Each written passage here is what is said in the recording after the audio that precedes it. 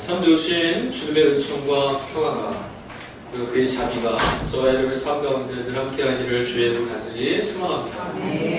한 주간도 세상 가운데서 열심히 살아내셨습니다. 수고하셨습니다. 오늘도 주의 위로가, 그 말씀해 주시는 위로가 저와 여러분의 심령 가운데 울려 새롭게 하나님의 사람으로 살아갈 수 있는 용기와 희망을 발견하실 수 있는 귀한 예배 시간 되기를 간절히 소망합니다. 여러분, 성경을 읽고 신앙생활하는 우리들에게 삶의 어떤 태도와 삶의 자세, 그리고 요구되는 삶의 언어가 하나 있습니다. 예수를 믿고 따라가는 이들에게 주어지는 명령이죠. 여러 가지가 있을 수 있는데 우리들에게 주어지는 그 중차대한 명령 중에 하나는 자기 부인이라는 단어입니다. 이 말 들으시면 일단 좀 거북하실 수 있어요. 왜냐하면 나를 부인한다는 게 얼마나 무거운지 우리는 알고 있기 때문에 그렇습니다. 자기 부인, 스스로의 욕망이나 내가 생각하고 바라는 가치를 넘어서서 그것을 포기하고 더 나은 것들을 위해서 나를 놓을 수 있는 것, 부정할 수 있는 것, 이게 자기 부인이거든요. 하나님 나라 향해서 걸어가고 있는 기독교인들에게, 그리스도인들에게 있어서 이 삶의 내용은 언제나 자기 부인으로 이루어져야 합니다. 그리고 이것을 경험해가는 삶이 되어야 됩니다. 왜냐하면 내가 부인될 때 그곳에서 역사하시는 주님을 만날 수 있기 때문에 그렇습니다. 내가 살아있는 곳에서는 하나님의 역사와 영광이 보이지 않습니다. 그러나 내 자리가 무너지고 지워질수록 지금 보이지 않았던 하나님의 모습이 더 선명하게 보이게 됩니다. 그래서 성경은 우리에게 자신을 부인하라고 이야기합니다. 근데 여러분, 아까도 말씀드렸지만 자신을 부인한다는 건 정말 어렵습니다. 왜냐하면 우리의 본능이 내 자신을 보호하고 나의 영역을 지켜내려는데 빠르기 때문입니다. 이거 본능이에요.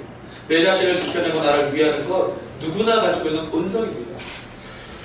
여러분, 세상에서 우리가 사랑을 이야기할 때 조건 없는 사랑하면 누구의 사랑을 우리가 예로 딱 들죠? 뭐가 있어요? 여러분, 조건 없는 사랑, 숭고한 사랑하면 어떤 사랑이 있습니까? 자녀의 사랑? 자녀는 그런 사랑을 못해요. 자녀를 향한 어머니의 사랑. 그렇게 생각하죠. 그렇죠? 어머니의 사랑 참 숭고합니다. 근데 여러분, 어머니의 사랑도 그러나 조건이 있어요. 어떤 조건이 있죠? 내 새끼니까. 우리 아주 비근한 얘기요. 학교 가서 아이들 급식을 여러분 해보시면 이제 아이들한테 밥을 이렇게 나눠주잖아요. 그러다 보면 국 같은 거 보면 건더기가 밑에 많이 고여 있습니다. 고기 덩어리도 있고 위에는 국물만 있어요. 아무 생각 없이 떠주다가 벌써 많이 본 아이가 내 앞에서 그럼 어떻게 되죠? 한 번 들고 휘휘 져서 그 속에 가라앉았던 알맹이를 듬뿍 담아서 주게 됩니다. 뭐죠? 내 새끼니까. 아이들을 위해서 쓰라고 나눠주는 것들이 있어도 내 아이에게 먼저 주고 싶은 게 부모 마음입니다. 그래서 한없고 거룩하고 숭고한 사랑인 것 같지만 그 사랑이 차별을 불러올 수도 있어요. 그런데 이런 자기 자신만을, 자기의 것들만을 생각하는 우리의 본성을 꺾으라고요? 그래서 참 어렵죠. 어려워요. 다 있는데 너도 줄 서, 너 끝에가 있어, 이거 말하기는 어려워요. 그러나 여러분, 우리는 예수님의 십자가를 바라보며 살아가는 사람들입니다. 예수 그리스도께서 어떻게 사셨는가? 바로 십자가를 향해서 사셨거든요. 십자가를 향하셔 사신 그 삶을 우리는 자기 부인의 삶이라고 이야기할 수 있습니다. 자신의 죽음이 기다리는 곳을 향해서 의지적으로 나아갔던 길, 거기가 십자가입니다. 예수님이 걸어갔을 때 그 길은요, 충분히 살 수 있는 길이었어요. 내가 선택만 하면 십자가 안 줘도 되고요, 내가 선택만 하면 죽으러 가지 않아도 됩니다. 그런데도 주님은 죽음을 향해서 걸어갔습니다. 나의 길, 나의 생각, 나 자신을 위하는 자기 존중과 자기 배려와 자기 목적이 그 안에 있었다면 주님은 십자가를 향해 갈 수 없었습니다.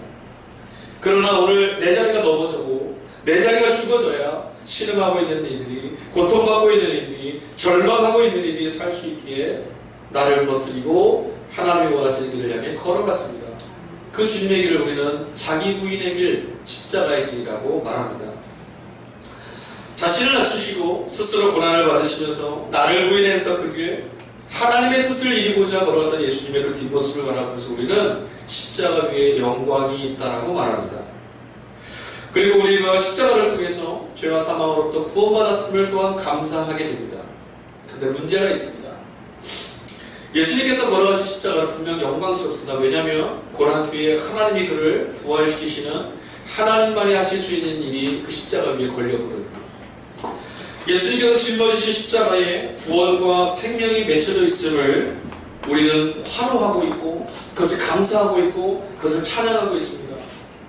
온 세계 교회가 오늘 이 자리에 모여서 함께 예배드리는 이 시간을 기억하고 주님께 예배드리는 이유가 뭐죠? 주님의 십자가에 걸려있는 하나님의 영광을 바라보기 때문에 그렇습니다. 그런데 주님이 걸어가시던 십자가, 주님의 자기 비움이 대단하십니다. 훌륭하십니다. 정말 엄청나십니다. 칭찬하고 환호하는 것은 얼마든지 할 수 있는데 나의 구원이신 주님을 따라가는 것은 기쁨일 수 있는데 그리고 그것은 소망인데 오늘 본문의 말씀 속에 들려오는 예수님의 그 음성이 우리들의 이 기쁨을 잠시 침묵으로 정적으로 몰아세웁니다.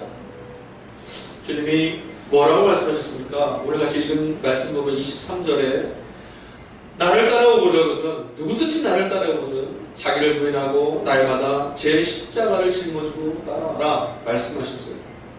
자기를 부인하고 자신의 십자가를 짊어지라고 말씀하셨습니다.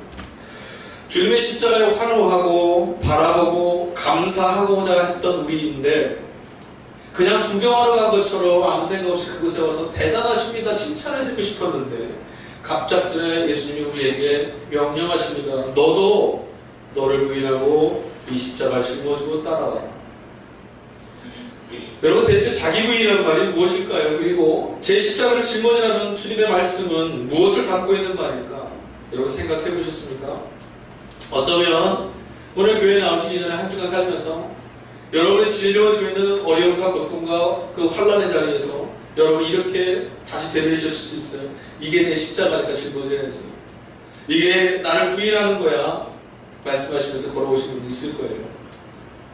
여러분이 걸어온 걸음이 어떠하든 주께서 위로해 주실 줄 믿습니다. 그러나 여러분 오늘 택한 본문 속에서 예수님께서 사도 베드로의 주님은 하나님이시며 하나님의 그리스도이십니다라고 했던 고백으로부터 시작된 이 본문 속에서 우리는 자기 부인의 정체가 무엇이고 내 십자가를 짊어지는 것은 무엇인지 생각해 봐야만 합니다. 놀라운 신앙 고백이 이루어졌습니다. 베드로가 당신은 하나님이 보내신 그리스도이십니다 라고 말했어요. 그 말은 뭔지 아세요? 하나님이 당신을 보내셨고 하나님의 일을 하시기 위해서 당신을 선택하셨습니다. 당신은 하나님이 보내신 분이십니다. 이 고백이에요. 근데 이 고백을 듣고 계실 때 예수님의 마음이 어떠셨을까 잠시 한번 생각해 봤습니다. 여러분 어떠셨을 것 같아요? 여러분이 예수님이라면 제자 베드로가 당신은 하나님의 그리스도이십니다 라고 딱 고백했을 때 여러분의 마음은 어떠셨겠습니까? 가만히 눈을 감고 생각을 해봤는데요 갑자기 입꼬리가 쫙 올라가더라고요. 얼마나 기분이 좋으셨을까? 얼마나 흐뭇했을까? 자신의 일을 방해하려고 하는 사람들 많이 있습니다. 바리새인, 종교 지도자들, 세상의 많은 권력자들이 다 예수님이 걸어가신 길을 싫어합니다. 예수님이 걸어가는 길마다 권력의 낮은 자리가 존중받고 고통받는 이들이 사랑을 받고 그들에게 하나님 나라가 임하였다고 선포하시니 지금 권력을 누리고 있는 사람들은 여간 불편한 게 아니에요. 그냥 다 예수님을 싫어했어요. 그런데 모두 다 세상의 많은 권세자들이 싫어했던 예수님의 길인데 사랑하는 제자가 이렇게 말하는 거예요. 하나님께서 당신의 뜻을 위해서 기름을 부으신 분이 바로 당신입니다. 하나님의 뜻에 따라서 이곳에 오신 분이 당신이고 지금 당신이 걸어가는 길은 하나님의 뜻을 이루는 길입니다. 바로 당신입니다. 이렇게 인정해 줬으니 얼마나 고맙겠어요. 얼마나 고맙겠어요. 당신이 가는 길은 바보 길이에요. 그렇게 가면 망해요. 사람들이 당신을 지금 뭐라고 손가락질하는지 아세요? 이제 그만하세요. 이런 말 주기만 했는데 진짜 그렇게 말하면 당신이 옳습니다. 그리스도이시라는 말, 주께서 걷고 있는 이 걸음이 하루하루 그렇게 힘들게 걸어가는 이 걸음이 무의미하지 않고 이 길이야말로 하나님이 인정하신 길이라고 고백해 줬으니 얼마나 고맙겠습니까? 그런데 여러분 이 말을 듣고 반응한 예수님의 반응이 참 의아해요. 저 같으면 이런 반응을 이렇게 고백을 베드로가 딱 하면 그래 네가 내 수제자다. 내가 3년 동안 너를 사랑함이 이때를 위함이다. 다른 놈보다 네가 싹수가 있을 줄 알았다. 내가 내 나라가 설 때는 너를 오른편에 앉히겠다. 나가서 더 많이 선포하거나 이럴 것 같은데 주님이 21절에 이렇게 말씀하십니다. 아무에게도 이르지 말아라. 자, 다시 읽었어요. 아무에게도 말하지 말고 이러지 말라 그래서 뭘 보고 말씀하시나 읽어봤는데 여전히 하나입니다. 주님은 하나님의 그리스도이십니다라고 이 사실을 누구에게도 말하지 말아라. 이해가 잘 안 되더라고요. 당신이 걸어가시는 길이 그리스도의 길이라면 그 이심을 나가서 PR하는 것이라도 그것도 부족할 텐데 좀 알아달라고 외치고 선전하는 거, 소문내주는 거 훨씬 중요할 텐데 지금 주님은 뭐라고 말하냐면 도리어 아무에게도 말하지 말고 침묵해라 라고 말씀하십니다. 내가 말하지 않아도 알아줄 사람이 있으니 내 입으로 나가서 말하라고 굳이 말을 못하더라도 자기가 나가서 말한다는데 그거 하지 말라고 말하는 건 주님이 왜 그러셨을까 도대체 이해가 되질 않더라고요. 저도 가끔 그런 생각 들 때 있어요. 목사님이 이거 저기 하시고요, 목사님 이거 잘하시는 것 같고요, 목사님 이렇고요 막 칭찬을 들으면 예 아닙니다 말은 하지만 속으로 좋아요 안 좋아요? 좋죠. 목사님 얼굴 볼수록 처음에는 아닌데 볼수록 괜찮아요. 좋죠. 내 생각은 안 하지만 좋아요. 감사해요. 그렇다고 제가 어디 가서 그런 말씀 하지 마세요 이렇게는 말이 안 돼요. 저는 안 한다고. 많은 사람들이 오해하고 있는데 당신의 말을 좀 전해주십시오. 제 마음속은 그렇단 말이죠. 근데 주님은 지금 뭐라 하셨냐면 아니다. 너는 이것을 누구에게도 말하지 말아라 말씀하셨습니다. 왜 그러셨을까? 다양한 선서주석이고 설교들이 있습니다. 뭐 주님의 때가 아직 안 돼서 그렇다. 주님이 아직 그리스도로 역사하시고 드러나실 때가 아니다. 네, 맞습니다. 그런데 조금 더 생각해봤어요. 인간적이라면 이 말씀을 들었을 때 굉장히 마음이 흔들렸을 텐데 이런 말 해주는 제자가 고마워서 한마디 칭찬이라도 했을 텐데 이런 방법 없어요. 그냥 이 말을 누구에게도 하지 말아라. 입 다물고 있으라고 그러죠. 왜 그랬을까? 그리고 앞뒤에 본문을 좀 읽어봤습니다. 도대체 주님이 왜 침묵하라고 명령하셨을까? 결론적으로 말씀드리자면 지금 주님이 그리스도이심을 사람들에게 알리는 것 자체가 하나님의 뜻이 아니라서 그래요. 그것이 하나님의 일이 아니거든요. 왜? 주님이 그리스도이심을 전하는 것이 왜 하나님의 일이 아닙니까? 주님은 어떻게 사셨죠? 늘 아버지의 뜻, 하나님의 뜻을 위하여 사셨던 분이에요.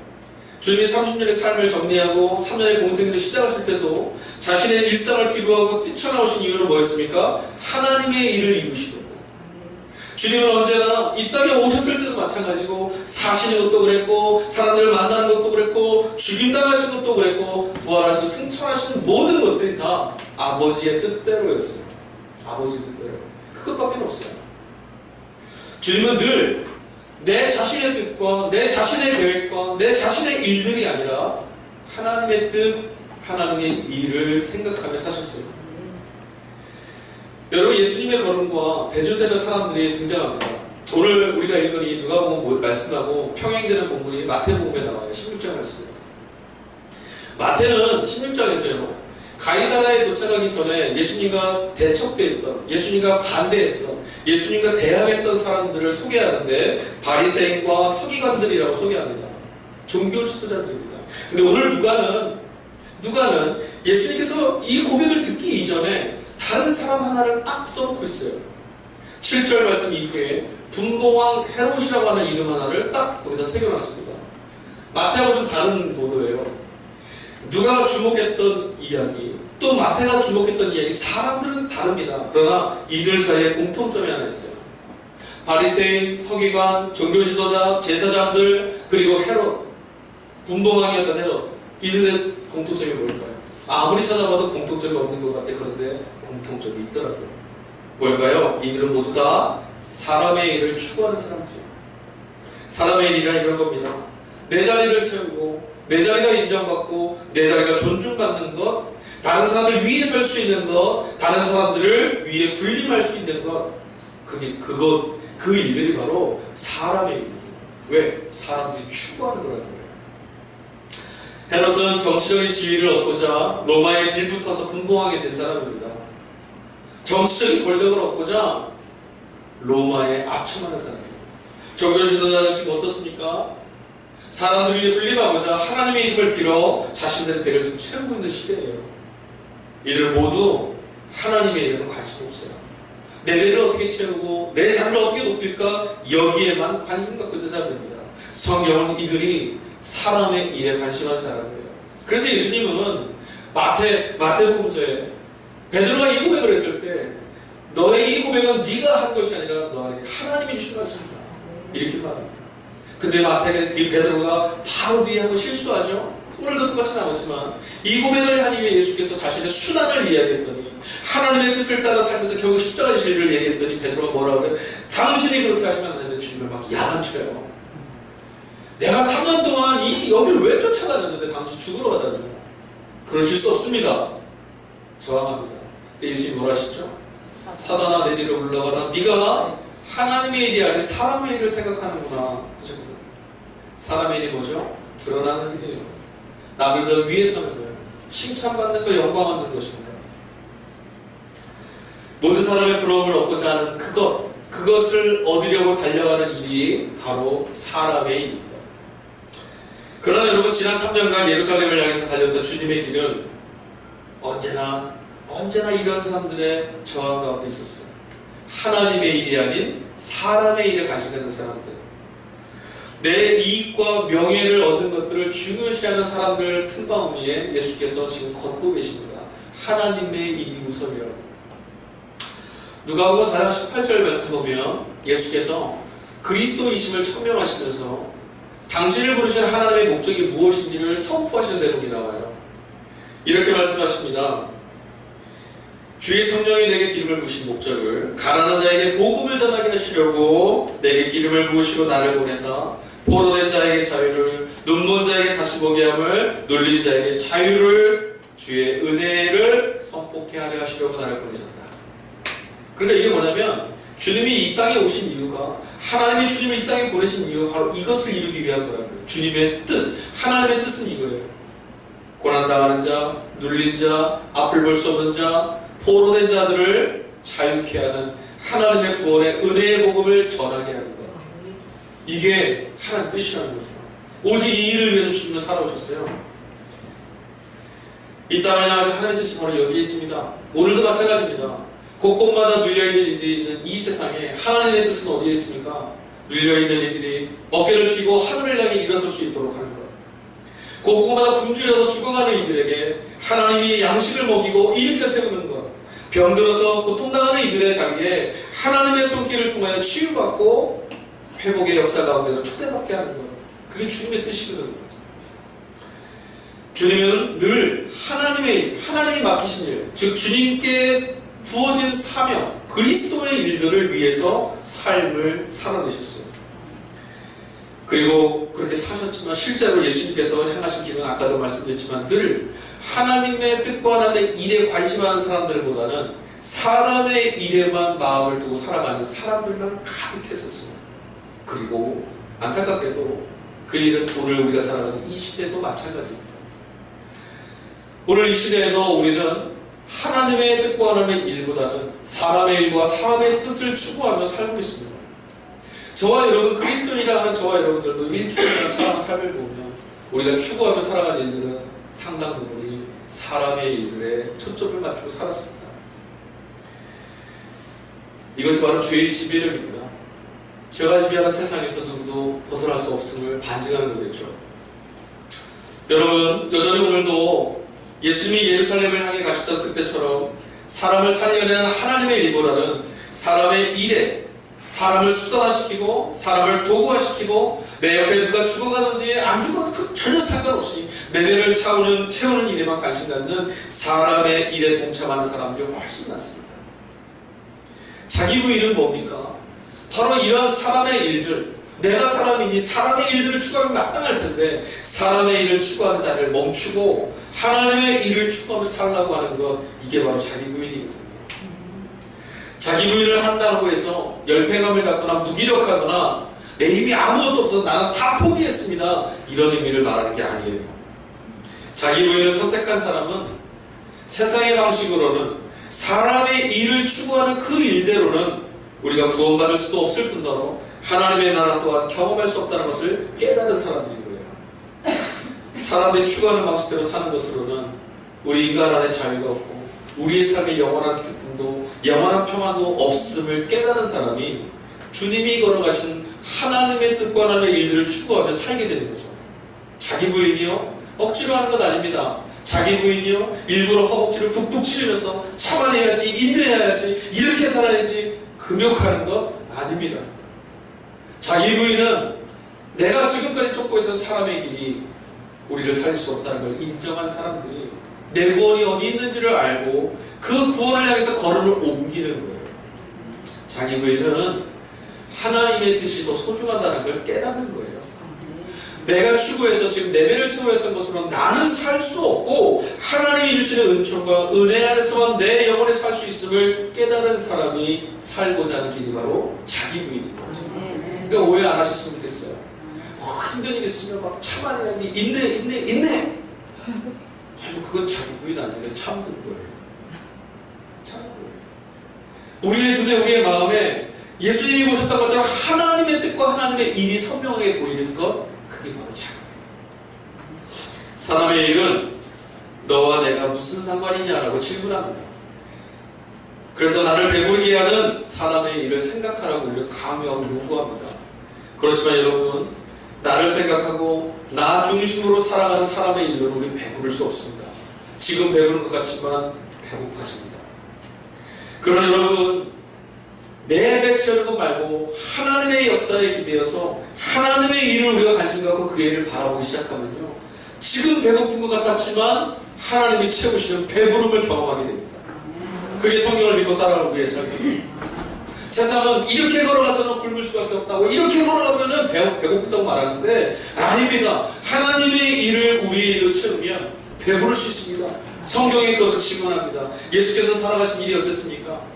보리떡 5개요, 물고기 2마리인데 그 배고픈 자리에서 그들을 내 배고픔이 너의 배고픔과 같다고, 너의 배고픔을 민망히 여긴 그 내미는 손길 하나에 하나님 어떻게 역사하셨어요? 5,000명이 먹고도 남을 수 있었어요. 세상의 방식으로 5,000명이 넘고 남을 수 있습니까? 12형제를 가득 채울 그런 일이 세상 방식으로 사람의 일을 채우는 것은 가능합니까? 내가 잘 살면, 내가 부자 되면 될 수 있다? 천만의 말씀입니다. 그게 될 수 없습니다. 하나님이 오시는 저 사람이 보여야 됩니다. 예수님은 그렇게 가십니다. 오병이어의 역사가 어떻게 일어났죠? 예수님이 광야에서 기신한 그들을 민망히 여기고 불쌍히 여기고 저들이 굶주려 죽을까 하노라 하는 그 아픈 마음으로 아버지께 기도하셨을 때 그 들판에 하나님의 역사가 나타나는 거예요. 우리 주님을 통해서 그 일들을 봤어요. 사람의 일을 추구하는 것은 죽음만 있을 겁니다. 하나님의 일을 추구하게 되면 죽음이 있는 것 같지만 결국 살게 된다는 것을 우리 예수를 통해 보게 돼요. 역사, 기적뿐만입니까? 예수님 죽으셨습니다.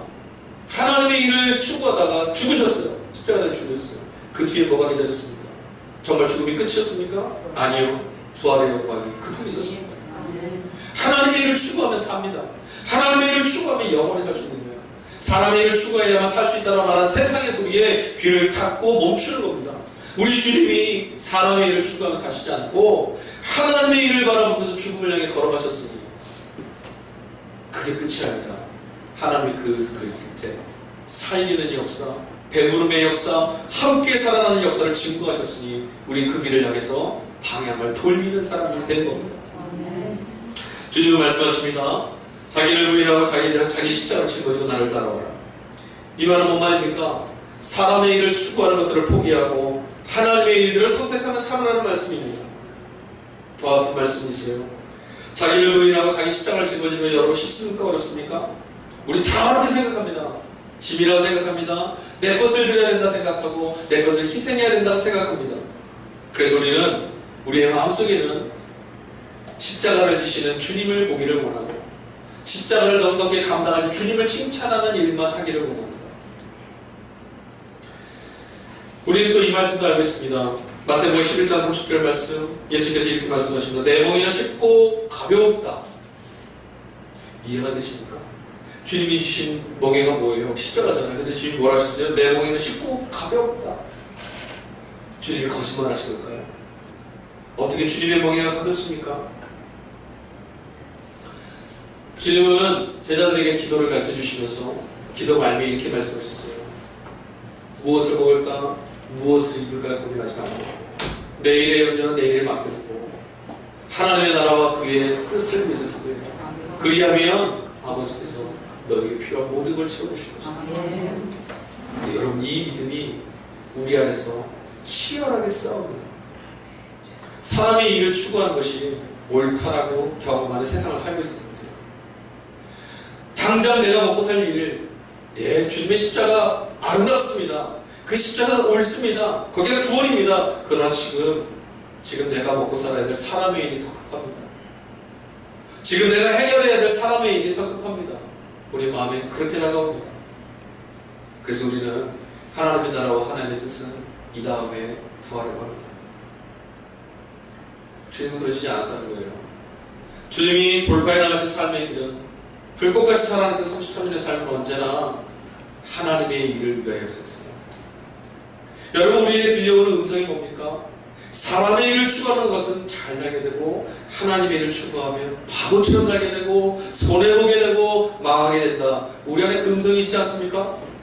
그러니 내 십자가를 짊어지고 달려오라는 주님의 음성이 부담스럽고 내 멍에가 쉽고 가볍다는 주님의 말씀이 믿어지지 않습니다. 우리가 넘어서야 될 십자가가 어떤 줄 아세요? 내 멍에가 가볍고 쉽다는 주의 말씀에 아멘이 될 수 있어야 돼요. 이 길을 걸어가는 것이야말로 나를 살릴 수 있다는 믿음이 있어야 돼요. 오늘 본문에서 예수님께서 그래서 이렇게 말씀하셨습니다. 자기를 부인하고 날마다 자기 십자가를 지고 따라오라. 힌트가 있습니다. 날마다 지라, 이 두 단어예요. 한번 생각해 보세요. 여러분들이 어렸을 때 이게 자전거 타시려고 자전거 배우잖아요. 그럼 처음에 딱 올라타면 바로 막 달려가십니까? 아니잖아요. 타다 보면 넘어지고 깨지고 무릎도 터지고 막 아프고 하지 말까? 이럴 때 많아요. 그래서 계속 타죠. 그러다 결국 타게 됩니다. 그죠? 이것과 다른 하나를 또 비교해 드릴게요. 이렇게 하지 않으면 먹고 살 수 없기에 매일매일 공사반에 가서 일해야 하는 사람도 있어요. 등짐 접으셨어요? 안 접으셨죠? 저는 대학 때 알바를 해봐서 접었어요. 무지하게 무겁습니다. 가볍게 요령껏 그거 짊어지고 하면 야단맞습니다. 가득가득 짊어지고 올라가야 되는데 계속 오르락내리락 오르락내리락 해야 돼요. 얼마나 힘든지 몰라요. 계속 해야 돼요. 그럼 오늘 끝이 아니에요. 내일도 또 해야 돼요. 그렇게 살아야 돼요. 자, 이 두 가지 일을 한번 비교해 보십시오. 자전거를 타려고 넘어지지만 또 계속 타야 됩니다. 이 일과 먹고 살 수밖에 없기에 땀 흘리고 노동해야 되는 매일 반복되는 이 일과 어떤 것이 쉽습니까? 어떤 것이 쉬워요? 왜 쉽죠? 우리가 내가 기뻐하는 일, 내가 의미 있어 하는 일, 내가 바라보는 일을 할 때는요, 육체적으로 고난하고 힘들어도 우리 할 수 있어요. 하지만 이것이 짐이고, 이것이 고통이고, 이것이 내 것을 뺏어가고, 이것이 나를 손해보게 하고, 이것이 망하는 길에 생각하면 정말 힘듭니다. 정말 어렵습니다. 우리에게 필요한 것이 있습니다. 주님이 그래서 말씀하신 게 있어요. 지라고 하셨어요. 책임지라고 안 했어요. 그냥 짊어지고만 가면 돼요. 어딜 보고요? 주님을 바랍니다. 우리가 자기를 주인으로 삼고 사는 순간 하나님의 일이 우리 가운데 이루어지지 않습니다. 하나님의 뜻이 우리 가운데 이루어질 수 있도록 내 일이 아니라 주님이 바라보셨던 하나님의 일은 무엇일까? 오늘 이 시대 가운데 살아가는 나에게 요구하시는 하나님의 뜻은 무엇일까를 고민해 봐야 돼요. 그리고 그 일들을 이루기 위해서 우리는 오늘 살고 있는 겁니다. 각자의 자리에서 열심히 살고 있는 이유가 뭐죠? 등짐을 지고 의미 없이 공사장 위에 오르락내리락 하는 게 아니라 이 일들 끝에 주시는 기쁨과 소망을 이루려고 오늘 우리 이 자리에 서 있는 거예요. 여러분, 월요일부터 시작되는 매일매일의 그 수고와 땀 흘림이 그냥 의미 없이 왔다 갔다 하는 일들 생각하면 너무 원망스럽고 힘이 듭니다. 왜 나에게 이런 삶이, 왜 나는 이렇게 살아야 되는가? 여러분, 이 맡겨진 자리가 하나님의 일을 이루는 자리라고 하면 다시 한번 눈을 옮겨보십시오. 내게 왜 이 자리가 허락되어 있을까? 다시 한번 생각해 보시고 질문해 보십시오. 그리고 주님이 앞서가시는 길을 따라간다고 생각해 보십시오. 우리의 오늘이 의미가 있습니다. 오늘의 이 일들에서 새로운 가치를 발견하고요. 이 한 걸음 한 걸음 아주 조금씩, 잘 보이지 않을 때도 있어요. 그렇지만 아주 조금씩 하나님의 뜻을 이루기 위해서 살아가기 시작한다면 저의 우리 삶에 무엇이 채워질 줄 아세요? 하나님의 나라가 이루어지기 시작하는 거예요. 하나님의 나라. 더디 오는 것 같지만, 어려운 것 같지만 이 걸음을 주님과 함께 걸어가다 보니 어느새 우리 삶에 하나님의 나라가 임하는 기쁨을 맞이할 수 있게 됩니다. 중요한 게 있어요. 그러나 멈추면 안 돼요. 돌아서도 안 돼요. 주님 말씀대로 날마다 가야 합니다. 여러분, 우리가 그렇게 걸어갈 때 하나님이 우리의 걸음을 의롭다라고 인정해 주실 겁니다. 그리고 성령이 능력을 더해 주실 거예요. 덧붙여 주님이 우리와 함께 동행해 주시겠다고 약속하셨습니다. 더디 가는 것 같은 사람의 일을 추구하지 않아서 망할 것 같은 그 삶이지만 성경을 보십시오. 하나님의 일을 추구하는 사람들의 삶은 망하지 않았습니다. 하나님의 일을 생각하며 걷는 그 자를 하나님은 복 주셨습니다. 하나님의 일을 따르며 살아가는 사람들의 삶을 통해서 세상을 바꾸셨습니다. 어둠을 물리치고 하나님의 역사와 하나님의 나라의 영광이 그곳에 임하기 시작했습니다. 그 일들을 기억하십시오. 오늘 내게 주어진 삶은 사람의 일을 추구하며 살아라고 주님이 피 흘리신 게 아니라는 거예요. 주님이 죽으신 이유가 나를 따라서 하나님의 일을 바라보며 같이 가자고 주님이 초대하신 자리예요. 여러분, 내 것을, 나의 자리를, 나의 몸을, 나를 부인하고 십자가를 짊어지는 것은 손해보는 일이 아닙니다. 주님을 따라가는 일이 기쁜 일이에요. 그리고 여러분, 이 길에 여러분이 결단과 믿음을 갖고 주님과 함께 걸어가신 이 길을 통해서 하나님은 구원을 이루실 거예요. 세상을 바꾸실 겁니다. 하나님의 나라 이 땅을 이루어지게 하실 것입니다. 어떤 놀라운 어떤 사람을 통해서가 아니라, 어떤 놀라운 능력을 통해서가 아니라, 오늘의 자리에 주님의 뜻을 바라보며 사는 여러분의 삶을 통해서 하나님의 나라가 이루어질 줄로 믿습니다. 아멘. 오늘 우리는 함께 성찬을 나눌 거예요. 떡과 잔을 함께 나누면서 주님의 잔치에 참여할 겁니다.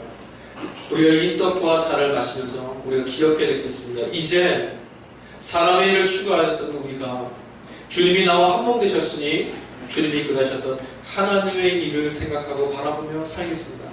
하나님의 뜻을 바라보고 살 때 주의 약속대로 우리의 필요한 모든 것을 채우시는 하나님의 은총을 경험하게 해주십시오. 우리가 그렇게 기도하며 성찬에 참여할 수 있기를, 이 성찬이 저와 여러분의 삶보다 더 풍성한 자리가 될 수 있기를 주의 이름으로 간절히 축원합니다.